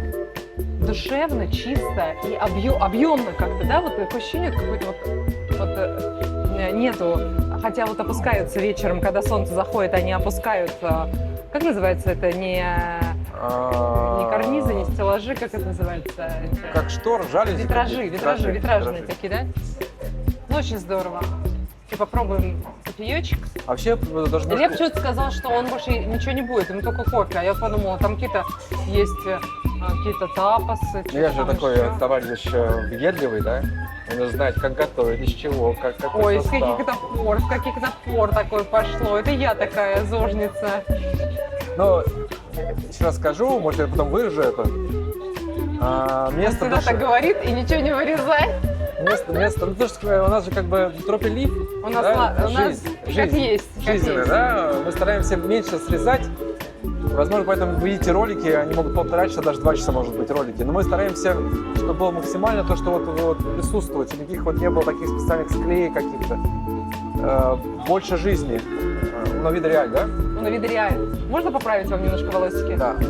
И это место мне понравилось. Оно такое душевное, уютное. Оно не суетливое, сегодня воскресенье. Какие-то домики есть с интересной архитектурой. Там дядя спит, не знаю, получится его как подснять. Он качается, Он нет, отдыхает. он качается. Да. И А знаете, кстати, про вот эти вот кресла-качалки, у доминиканцев есть... кресло-кричалка. У доминиканцев есть кресла вот эти качалки. И когда их видела в магазине, я думаю, господи, что это такое? Почему они так... Они выглядят внешне не эстетично, но когда я в нее села, в каком-то отельчике, я поняла, какая она удобная. Она как-то так сделана специально, что у тебя как попа, спина, вот так вот садишься, ложишься, и так это удобно. Я поняла, что то, как она выглядит внешне, абсолютно не важно. Но все такие... Только мы куда-то приходим, все сразу... Такая парочка села, такой мужчина. Да? С бритой головой. Это его дочь, наверное, да? Нет, это его женщина. Тут плохо думал, это дочь, наверное, нет? Почему ты так считаешь? Это его прекрасная девушка. Да. А что люди должны быть? Это мы с тобой очень похожи, а они вообще не похожи. Потому что они внутри похожи, а внешне они абсолютно разные. А ты думаешь, мы доедем до Альта-Грассии, до храма? Или, 1,5 часа пилить. Или мы куда-то уедем? Не, мы, наверное, сейчас поедем, раз уж мы здесь оказались, у нас вселенная. Вот согласитесь, что надо, вот то, о чем я говорила ранее, надо иногда вот просто поехать, и куда-то тебя вселенная приведет. Но у нее всегда есть лучший план, чем есть у нас. И ее план всегда какой-то более душевный, что ли. Экспромт, без подготовки. Да. Мы как-то привыкли, вот все отчеканим в жизни, вот должно так. А потом хоп, и не так. А вселенная знала лучше. Да, 5 копеек про кафе Кофе-хаус. Он находится, оказывается, здесь километров 20, и мы туда не поедем уже. Мы здесь остановились, решили в этом кафе попробовать кофеек. Может быть, здесь походим, здесь есть такие домишки интересные, красивые, старинные. Посмотрим, может быть, здесь еще чуть-чуть подостанемся, да? Может быть. Вот, и... Что мне нравится в доминиканцах? Вот мы заказали кофе, когда зашли, уже прошло минут 5. Мне кажется, они даже еще не задумались о том, что мы хотим попить кофе. Ну, подожди, но в целом здесь быстрее работает, чем в Европе. Вспомни. А в Европе смотря где. В некоторых, даже в Испании, в Италии, там можно туда ждать прилично. Но если под завязку, если полная посадка, то это тяжело, мне кажется, для любого места.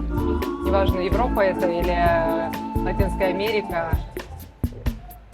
А вот как в Америке, я не знаю. Как думаешь, как в Америке? Там все чики-пики, быстренько. Кошак идет. Да, не посниму. А в Америке Это кошака. Пс. это кисун. А у меня еда, кстати, есть. Это кисун, да? Нет, это, мне кажется, она беременяшка. А в Ухаживает Америке... так хорошо. Не знаю, попадем мы в эти Америки ваши. Неизвестно. Потому что с визами мы пытались одно время и решили, фиг с ними. Что там сейчас делать? Все дорого, да? Суетно, Народ много. народу много. Я вот не знаю. Тетя едет Ой, запахло чем-то. на мотоцикле. Илья, запахло. Модная тетя. А ты сказал, мы есть не будем. Что ты так сказал? Зачем ты так сделал? Некрасиво. Посмотри, какой аромат. Она уточнит, что у них здесь есть. Ням-ням. Какие-нибудь есть, какое меню, какой люк, да? Какой люк, какой фасу, как называется? А, какой фабрик, Фабрик. какой, да, какой, как там говорят, Какой лейбл. не, лейбл это не то. Короче, какой фабрик, да. Правильно. Ну, принесли кофеек. Gracias. Решили взять меню посмотреть. Мало ли там что-то найдется такое, что мы не знаем, да? Сейчас тест кофе, да, Катечка, пока? Ну, давай за этот день. Самое главное не обляпаться и не обляпаться. Кофе на цвет. Ну, если не передам, вот такое прям. Всем кофеманам посвящается. Доминиканский кофе, да. Хорош. Такой, да. Знаете, бывает, кофе делают. Ну, это вот, я помню еще, может, в других странах. Американо, как вода бывает такая, да, когда там чуть-чуть вообще что-то есть. Сейчас Катя попьет кофеек, и будет электрокейт. Запомните это, да? Вот засеките какое-то количество времени, через 10 минут она будет энергия. Она будет на ту гору, а вот сюда, а туда. Побежали. Но главное не перепить. Вот.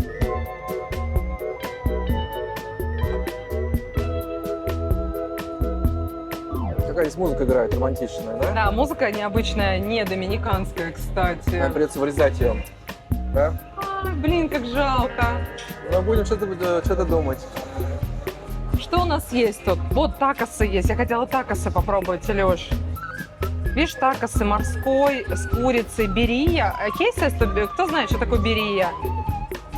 Я знаю, что вот это пикантное, это острое, так, мясо рес, это говядина, мексикана. Слушай, а что такое крабовый пирог? Нет, смотри, это крокеты, а внутри краб и сальса. Да. Это краб, это тапасы, это супы, это паста, да, это с хлебом. И что здесь? Ну и вот основное, да. Тьерра. Они очень любят слово тьерра, земля. Это вот Есть что такое, не знаю, такое? Нет, я вот хотела. Здесь какой-то панады какой-нибудь такой. Я хотела такос попробовать. Какой-нибудь. С мясом мексикана. Вот, смотри, здесь сыр, овощи, тра-та-та. Ладно, мы сейчас выберем. И потом уже покажем. Что толку перечислять, что там сами половину не понимаем. Да. Что, здесь музыка? Да. А нам принесли такосы. Кать, это все тебе, да? Нет, я правильно сказала, 1 мне и 2 тебе. Я как в воду глядела. Но мясо здесь, конечно, офигеть. Причем мясо тушеное, как я люблю, называется асадо. А это с чем такой? Супчик какой-то? Это, я так понимаю, макать надо, а еще нужно, наверное, разбрызнуть ламиком. Ты хотел лишить меня вот этого, сразу стал только кофе. Мясо здесь не от жабы. Подождите, а здесь еще сыр еще? Да. А как это все съесть? А тебе еще спросили, вам на одного человека? Или Нет, на я всех? сразу сказала одно, потому что я знала, Это что на много. одного, да? Да. Ничего себе. А главное не обляпаться. Попробуй.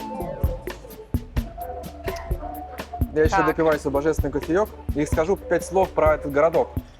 Город Мичес назван в честь известного генерала, да? Эухенио Мичеса. В 1936 году. 1700, То есть, нет, 1936, то есть 100 лет назад. Недавно, получается. И этот город считается такой как бы некой меккой экотуризма. То есть сюда приезжают за пустыми пляжами, за какой-то сельской жизнью, за эко. Вот все, что про эко. То есть где мало людей, где вайб, только ты, природа, и всего лишь живет 26 тысяч человек. Что такое 26 тысяч человек, да? 26 тысяч. Если в Пунта-Кане живет 700 тысяч. Илья поставил камеру. На проходе. На проходе. Я думаю, сейчас станет так, Так, опа! поэтому не знаю. Поэтому я пробую, короче. Сейчас я сначала попробую, что вот это такое. Это бульон. Слушай, это горяченькое. Как хотел.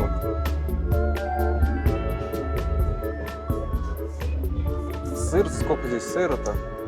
Это вот что-то тушененькое, вот это супчик какой-то, ну вот это сальса, да?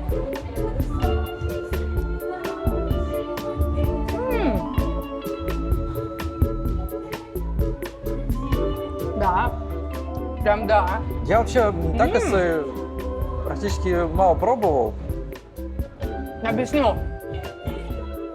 Такос, если просто взять вот так вот мяско и сыр туда набухать, да, как бы такос, лепешечка позволяет создать вот эту композицию. Потому что иначе тебе надо будет есть это вилкой, ну как обычно, да, это все-таки, это не то. Кто сейчас, может быть, обедает, ужинает, завтракает, приятного аппетита. Илья, покажи.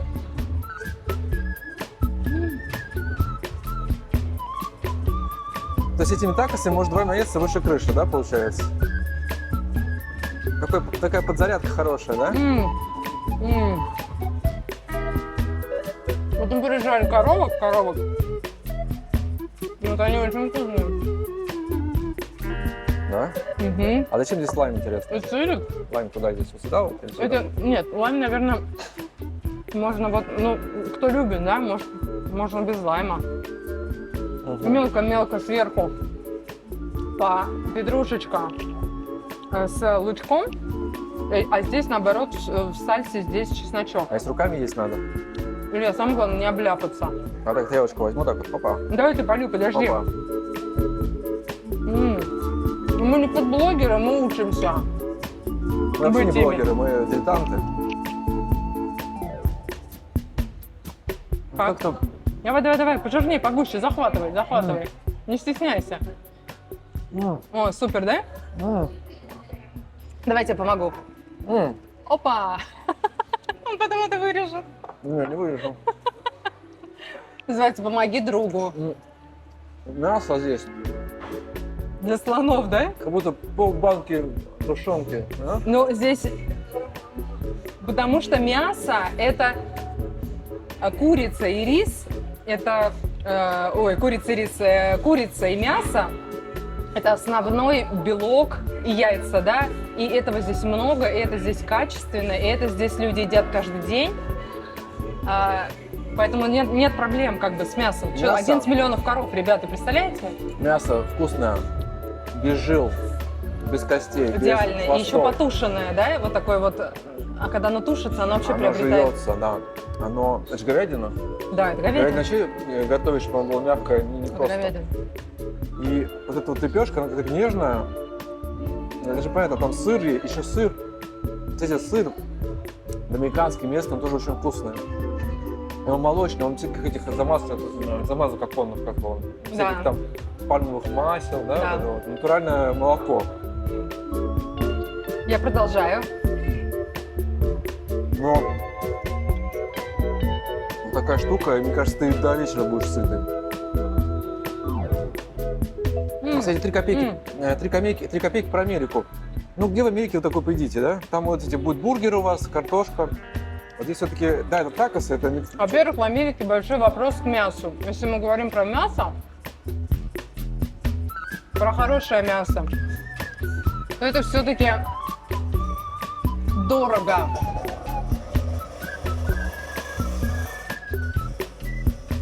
Доминикана в этом плане эко. Делает экопродукты и еще сохранила вот эту аутентичность свою. И я за это очень люблю эту страну. Потому что мне кажется, ну то есть как бы приходишь в магазин, и ты не паришься. Ты знаешь, что свинина местная хорошая, хотя мы ее не так часто едим. Говядина, телятина. Все это великолепного качества. Я вот съела половину, я уже поко фуль.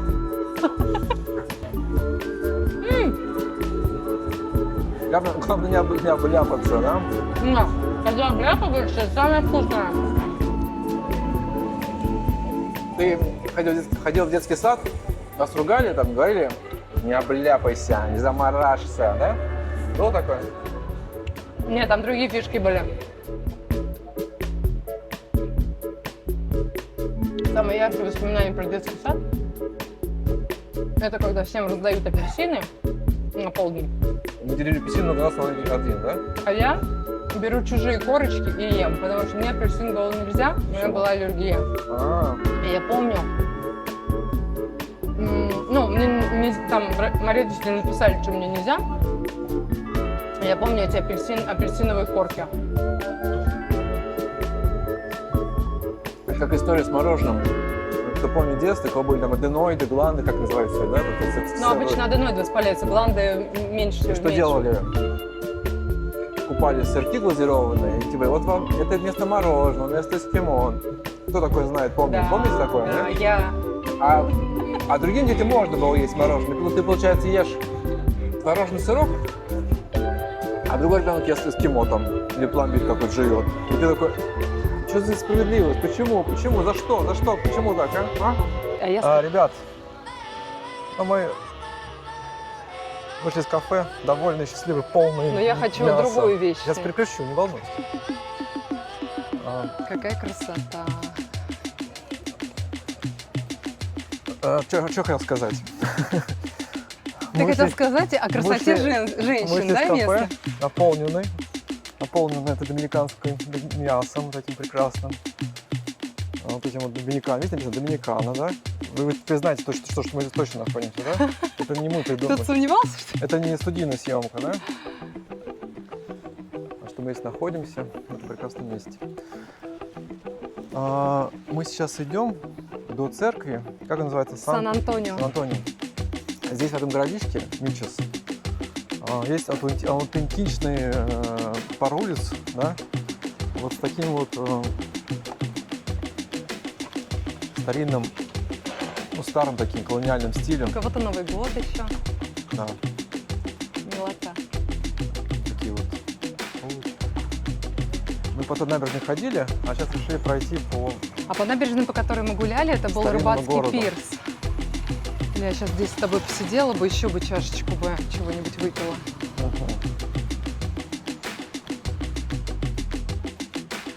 Город, конечно, здесь есть турист, конечно, здесь водится, но не в том количестве, которое обычно в Пунта-Кана, в Порто-Плата.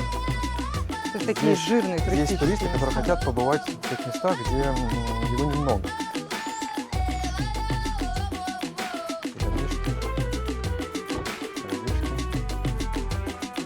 Вот. Мы тоже такие места, которые... не Ой, это сильно- прям на избушку похоже. А это они, видно, пристроили дом новый. Сделали, как бы мило. его обновили, так сказать, поновили. Есть такое слово, поновлять, да? Реновация. Инновация. Так вот, о чем я. Мы любим места, которые не пересыщены туристом и несут какую-то такую особенную местную культуру, когда местные жители, ну, относятся к людям не как к туристам, а как, Кошельку с деньгами. ну, как просто к людям, да, которые интересуются их жизнью, так скажем. Да, и мы когда сейчас заканчивали уже свою трапезу, таксист привез группу американок в этот ресторан. И я думаю, какой молодец, знает, куда привезти, где хорошо, вкусно покормит, где чисто. Это госпиталь местный, Муниципаль. такой маленький, но госпиталь, видите? Какая-то вот такая своя зона, что-то такое непонятное. Это какая-то типа выездной медицины. Проверка, да? Чекап сделал, Да, то есть такое же практикуется во многих странах, когда в отдаленные Ой. какие-то, Оля, когда в какие-то удаленные места заезжает медицина из крупных лесная. городов.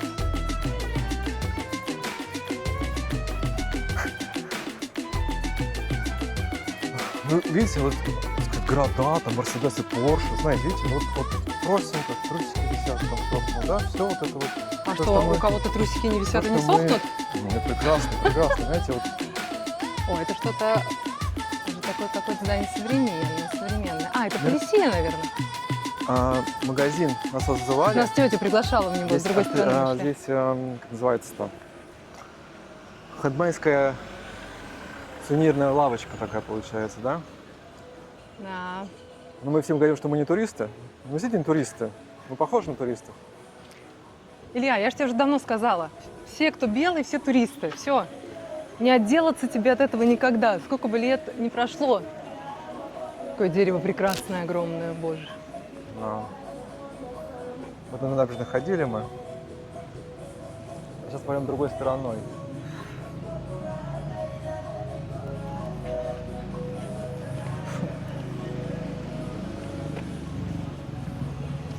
Полицейская машина, полиция нас бережет. Такой барчик прекрасный. Дерево замечательное. Дерево с волосиками. Дерево с волосиками. Как у тебя, да? Да, Кузя. Оно еще с лампочками. Да, вечером здесь очень красиво. А как тебе погода? Такая сейчас вот, тепло достаточно, да? Но Кто любит тепло, тому всегда в тепле хорошо. при этом есть воздух такой с залива океанический. Без очков не получается. А вот это, наверное, А памятник, здесь, наверное, бачату танцуют памятник вечерами. генералу Мичесу. Катя сказал, что 936 год. А мне такое ощущение, что он 1700 какой-то год. 1836. Нет, 1936. А мне кажется, 1836. Если история возникновения Доминиканской республики Доминиканы, она независимость пригласила в 1844 году. Какой день? Не помнишь? Как? 23. А это Хуан Пабло Дуарте. Пабло Дуарте, да. Это отец-основатель Доминиканы. Их три. Хуан Пабло Дуарте, потом у нас Франциско дель Росарио. Франциско дель Росарио забыл, к сожалению, пардон. И Рамон, не помним, да? Тоже не помним. Но учили. Помним. Нам простительно. Так, а вот церковь. Мы к ней пришли. Какая она такая интересная, необычная. Жалко, что закрыта. Еще раз скажу, что в Доминиканцы верующие люди ходят в церковь с семьями, одеваются, наряжаются, Это одевают праздник для лучшую них. одежду, относятся с уважением. Христианская культура у них развита. Потому что я знаю, что в некоторых странах Латинской Америки отходят в таком смысле от этого. А здесь это поддерживается. Это, по сути, такой основной, такая, как сказать, объединяющая сила. Объединяющая сила, да. Вот. Сегодня она сегодня была открыта утром, скорее всего. Вот. Приятная такая. А это написано какая-то академия, что ли? Алькальдия де Мичес Интерна Принципада Принципаль. Я не знаю, к сожалению, какое-то, мне кажется, это административное здание, что-то это с каким-то управлением связано. Я знаю, здесь рядом какой-то есть колледж большой.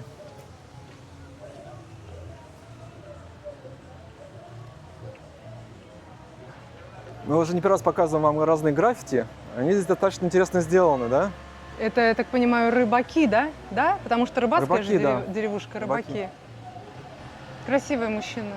А это трое, это и один таина, да? Индеец таина. Да, один таина, да. Причем Так, интересно, масштабно. мужчина современный, а Да. индейцы-то старые. Да. Хотя здесь индейцев я не встречал. Как пойдем по набережной? или Пойдем здесь, пойдем по этой улице. На этой улице тоже что-то есть.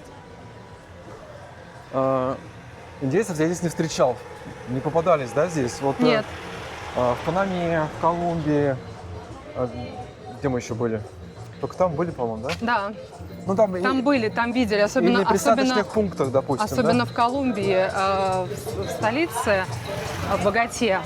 Прямо на улицах. Помнишь, они с детками сидят и, ну вот как вот, наверное, это и везде это есть.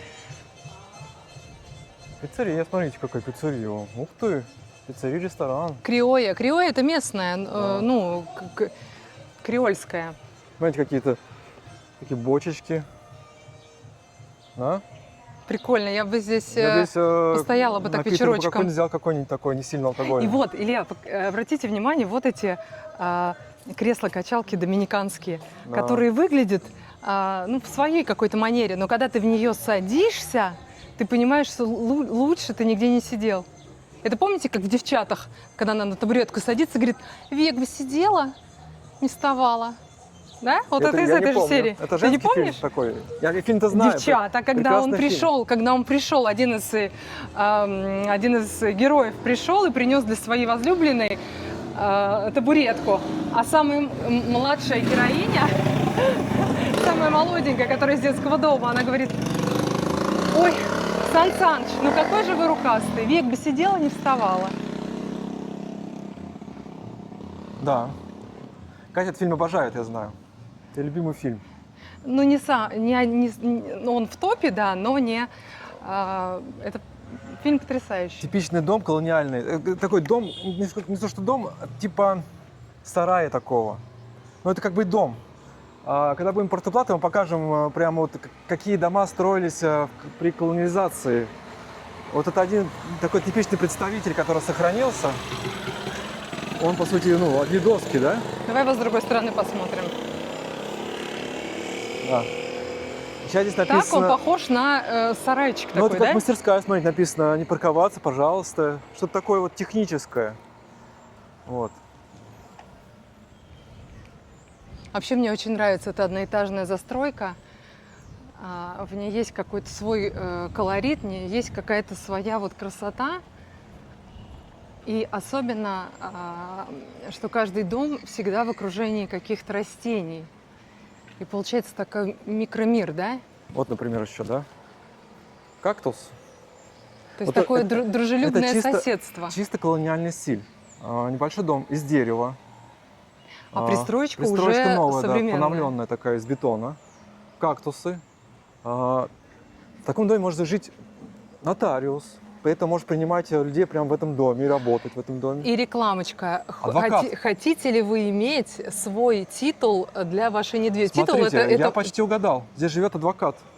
Видите, это его дом. И он предлагает какие-то услуги здесь. Они часто здесь живут и работают. А еще часто кто-то перебивает. Вам так не показалось, нет? Мотоцикл, да? Да. Какой он паршивец, а? Ай-яй-яй.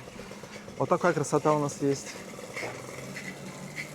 Слушай, а вот этот очень красивый какой-то. Я могу перебивать, потому что столько красивости, а я могу просто не успеть это подснять. Поэтому я иногда... Илья, вот эти пальмы очень оригинальные. Они не вырастают высокие, но какая она пышная, да? Вот это вот, ну вот они две.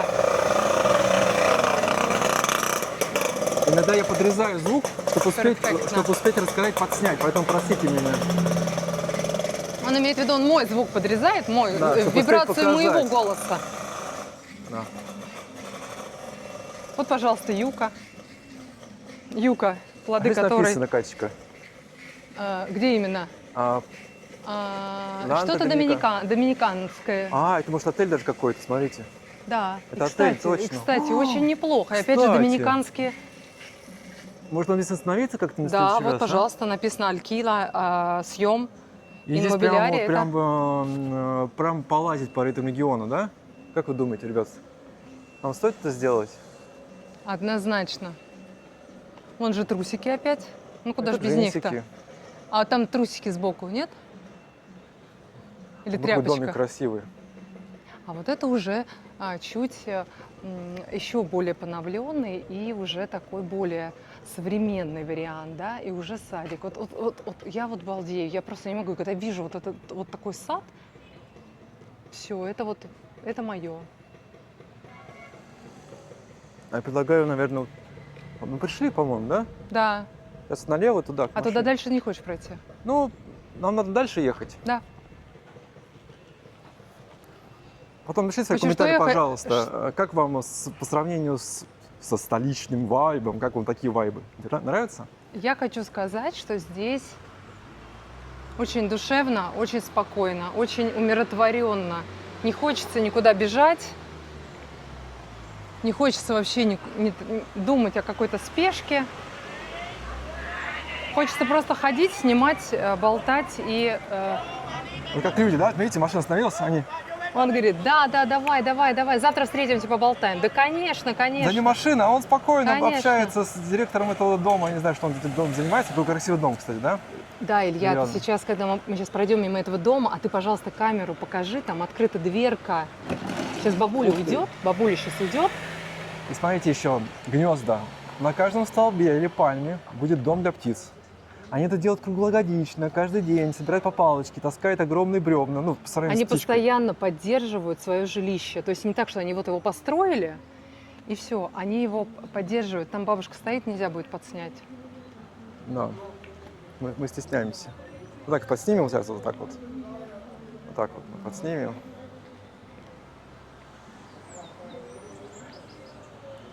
Так, а где мы? Откуда пришли, Кать? Вон туда. А давай так, там пройдем мы?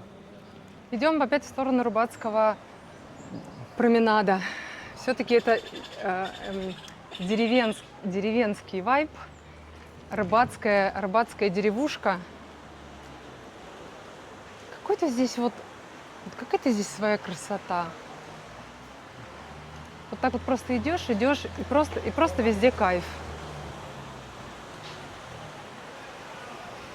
Илья, скажи, что я не придумываю, Ну, вы что видите я не сами. возвеличиваю. Вы видите сами. Вы видите сами здесь все.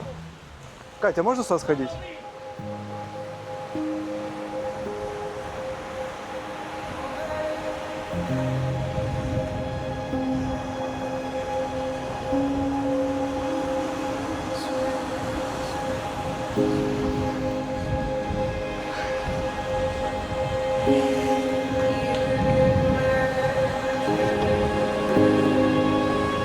Слушайте, здесь сейчас будет такое ощущение, сейчас поднимется платье и придется сделать вот так.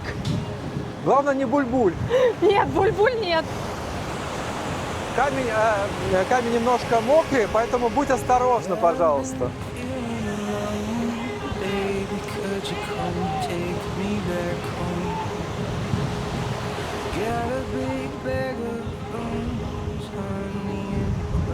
Ну что, будем выезжать из этого прекрасного городишки? Будем выезжать? Да, Город Мичес. сейчас ветром запастись местным ветром. Город Мичес. Есть такая песенка, а может просто ветром стать. Та-да-та-да-та-та-та-да-да. Город Мичес нас встретил прекрасной набережной, вайбной атмосферой. Особой приветливостью русских. Ой, фу, местных. Жирными такосами на мясе, вкусными, а приветливыми доминиканцами. Очень приветливый. Я думала, что уже приветливость на максимуме, но нет, она, оказывается, еще может быть лучше.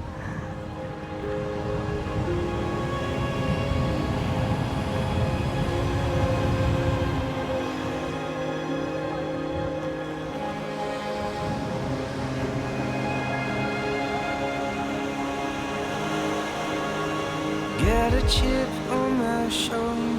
I've been running from the family. А мы аккуратно, не свалясь в океан, да? You can tell he's Пойдем, my поедем.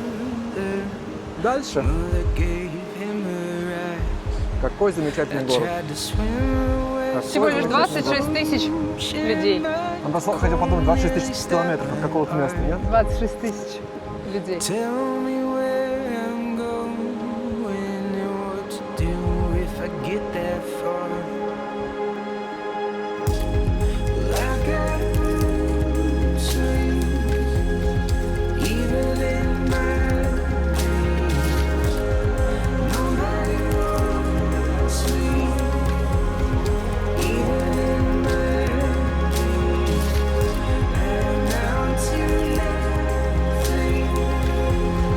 Even in my dreams, I'm Patrick Bailey. Even in my dreams.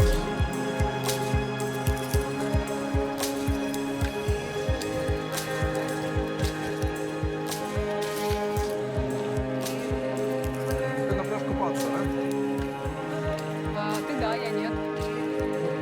Ну, может быть, подтакнуть, да? I've got Я нырнул, да? Да так, прям платье, конечно. even Налево, да, in по-моему? my Да, нам надо. dreams. Вот дядя сидит. Nobody А, второго нет движения. Even in my Оля. dreams.